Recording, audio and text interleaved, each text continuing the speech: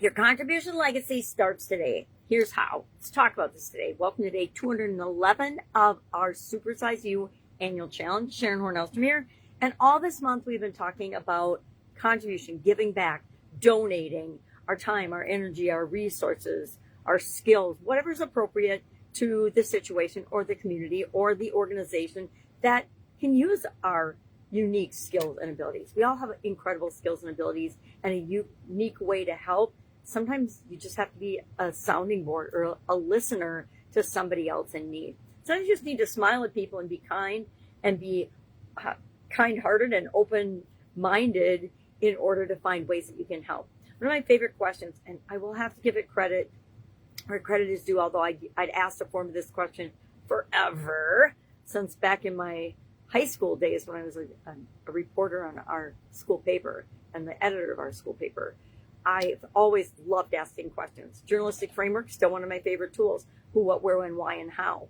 And we could use that. I just thought of that now. We could use that to ask ourselves who, what, where, when, why, and how as we move forward with the contributions and the way we're going to give back and be engaged in our world, right? The more engaged we are in our lives, the better lives we lead.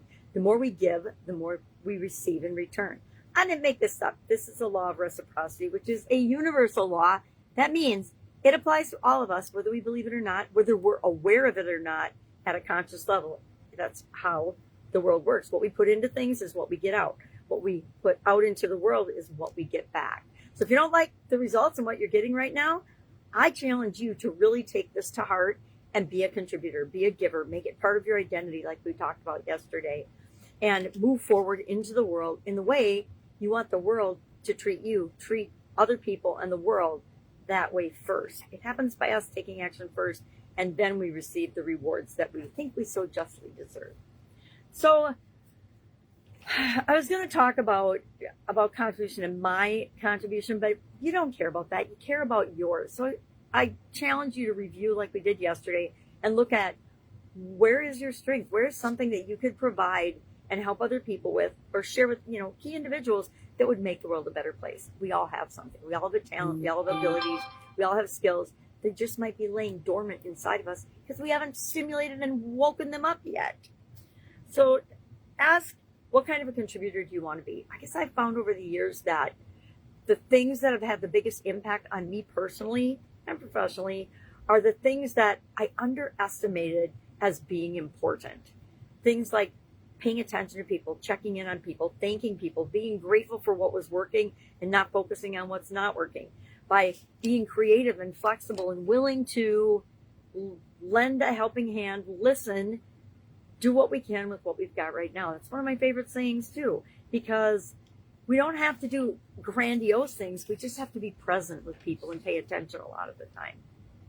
So today, leave a comment in the comments below of something that you are going to do going forward with respect to contribution. And be super honest with yourself. And you can be honest with us because it's a non-judgment free topic, right? We each will be doing different things based on where we are in our life. I have a whole lot of time and energy now that I can contribute and I can give more value. Back when I was raising my kids and running through my life and running a couple of businesses on the side as well as working in corporate America, geez, I could barely breathe. Yet, I still found ways to help at my kids' schools, in programs, and in different ways because it was important to me. If we make choices based on our priorities and our core values, we'll always make the right decision. Will it be the perfect decision? No, because there's no such thing. But will it be the best decision we could make at the time given the information we had? The answer is yes to that as well.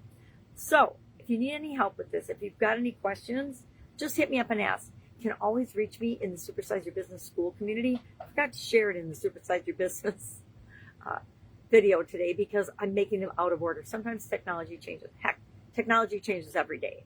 But I've learned to just roll with it. It used to get me really frustrated and upset. And I'm like, why am I getting upset about this? It's outside of my control. Let's just use the tools for as long as we can and roll with the changes and everything will be just fine. And that's usually how it works out. Some days not so much, but most days it does. All right, if I can help in any way, hit me up and ask if you have any questions about contribution or anything else we've covered this far. We're getting ready to move into spirituality next month, but tomorrow we get a day off because I can't see very well or count some days, And that means we have an extra day this month because I swore that it was the 29th when it was really the 28th. All right. Any questions? Ask. Otherwise, make it an awesome day, and I'll, of course, be with you tomorrow. Bye.